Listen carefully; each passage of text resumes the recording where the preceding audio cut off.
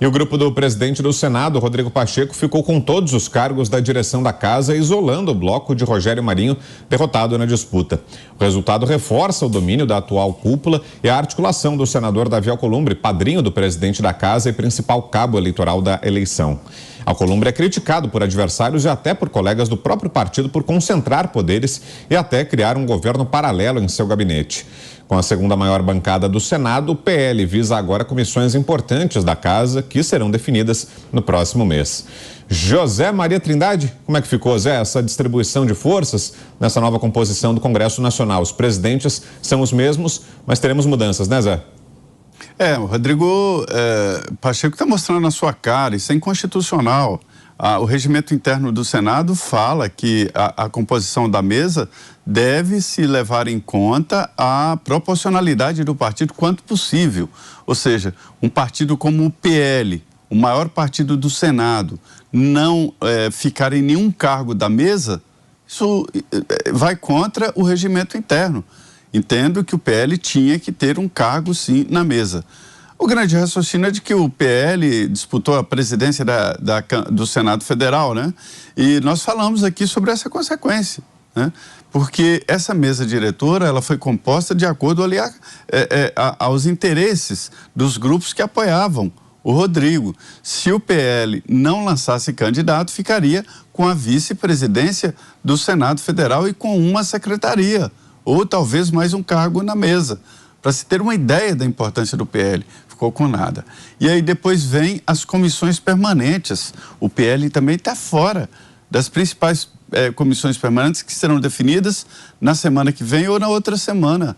A Comissão de Constituição e Justiça vai ficar com Davi Alcolumbre, aliado ali do Rodrigo Pacheco.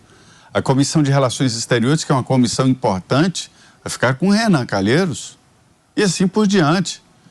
E isso projeta dificuldades para uma oposição que tem número, mais de 30 senadores, agir por falta exatamente desses parâmetros institucionais. Porque será assim nas presidências e relatorias das CPIs e relatorias de projetos importantes. Quer dizer, há um desequilíbrio muito grande. Qual é o maior partido? O PL. O que ele está ocupando no Senado? Nada. Não pode. Não pode. Isso é contra o objetivo do regimento interno, que é de equilíbrio. É o maior partido. Tá certo, disputou a presidência, perdeu. Mas se tivesse sido eleito ali o Rogério Marinho, ele colocaria partidos que são governistas na segunda vice e assim por diante. Foi fechado um bloco ali para isolar o PL na oposição. Só que a oposição não é só o PL. Existem outros partidos políticos.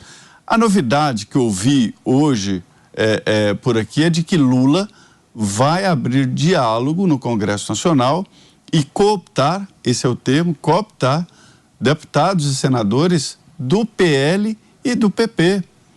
Para isso, serão abertas aí vagas e oportunidades, digamos assim, no segundo escalão do governo.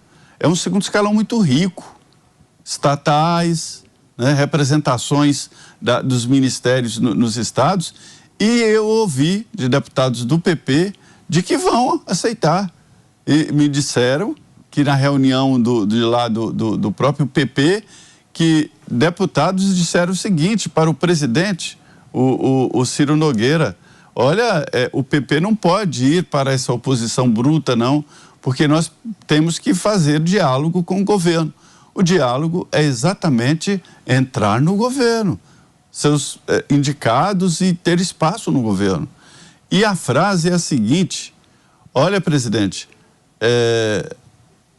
sapato branco e oposição é muito bom, mas combina muito com os outros, nunca com a gente. Ou seja, haverá sim coopção de integrantes do PL e do PP, exatamente com essa troca do segundo escalão. Pavinato. Olha, eu vejo uma notícia dessa, eu penso o seguinte: a Constituição brasileira, ela é igual àquela senhora idosa, bastante idosa, que o neto coloca num asilo e larga lá, de vez em quando passa, pede a bênção, mas deixa lá, porque ela não importa na vida dele. A gente fica ouvindo esses discursos, a gente perde horas e horas ouvindo esses senhores falarem em democracia, em diálogo, em constitucionalidade, em republicanismo, em diálogo. Que eu não sei o que é pior. Ouvir esse monte de palavras que não tem significado nenhum para quem as profere. Eu não sei se é pior ouvir um monte de afronta à democracia verbalizada em nome da democracia, num discurso tosco, como o do Luiz Inácio. Eu não sei se é pior ficar ouvindo o discurso do Marcos Duval e vem. Eu vou chegando à conclusão de que não adianta a gente analisar nenhum discurso em Brasília. A gente tem que parar e analisar somente as ações. Porque a palavra não tem nenhum valor em Brasília. Isso é uma vergonha. E tudo isso em desprezo à Constituição e às normas, que nada mais são do que palavras ordenadas que ordenam a vida em sociedade. Rompidas as palavras, nada mais ordena a sociedade que vive em desordem ou enganada de que existe uma ordem quando, na verdade, ela somente é enganada. Kobayashi. A Constituição Federal ela estabelece no artigo 58 o seguinte, no parágrafo 1º. Na Constituição da mesa e de cada comissão é assegurado tanto quanto possível a representação proporcional dos partidos ou dos blocos parlamentares que participam da respectiva casa. O que significa isso? Na Constituição está falando que a gente tem que espelhar na mesa, nas comissões, a representatividade do voto, do cidadão. Então, se o PL, por exemplo, é o partido mais votado, isso precisaria estar espelhado também na mesa diretora, para que haja uma representatividade não só no pleno, mas haja uma representatividade na mesa diretora, em cada uma das comissões. Só que esse tanto quanto é possível que está escrito na Constituição é um problema, né? Porque é mais ou menos assim, ó, é proibido, mas se quiser pode. É uma regra que já tem uma exceção ao cumprimento da regra. É muito estranho. O Supremo Tribunal Federal já foi provocado a se manifestar sobre esse artigo, parágrafo 1º aqui.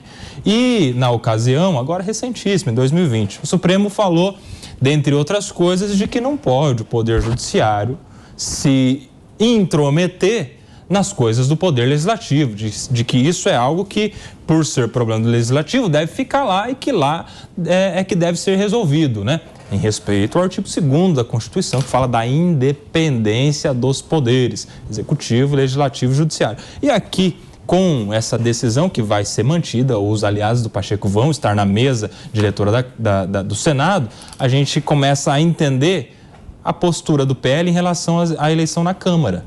Porque na Câmara, todo mundo apoiou o Lira, seja o PL, o PT e tantos outros partidos, justamente para ter participação nas comissões e na mesa e em outros lugares da Câmara que vão dar ao PL, principalmente, e ao seu bloco de oposição, condições de fazer uma oposição efetiva. Não só uma oposição pela oposição, mas uma oposição com uma comissão na mão. Oposição com poder de pautar ou não pautar um projeto em uma comissão, de vetar, de fazer uma política de obstrução, por exemplo.